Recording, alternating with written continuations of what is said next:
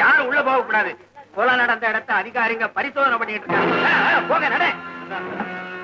ஆனா இந்த ஊர்ல சட்டம் ஒழுங்கு எல்லாம் ரொம்ப கெட்டு போச்சு. ஆமா, இந்த சகுந்தலா கொலை எப்படி நடந்துச்சு? நீ ஒண்ணு, இது ஒரு கேசப்பா.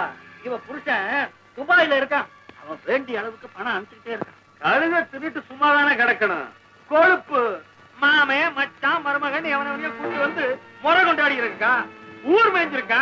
இது எப்படியோ புரிஞ்சுக்காரனுக்கு தெரிஞ்சு போச்சு. ராமா புறப்பட்டு வந்துட்டானே. படுக்கையில வந்து பாத்துருக்கான். 6 அடி உயரத்துல அழகான ஒரு பயம் மருமக முறை கொண்டாடிக்கிட்டு படுக்கிறது. இவன் பார்த்தானோ இல்லையோ, ஓடி போயிட்டான். உள்ள போனா வீட்டறிவாளை எடுத்துட்டு வந்தான்.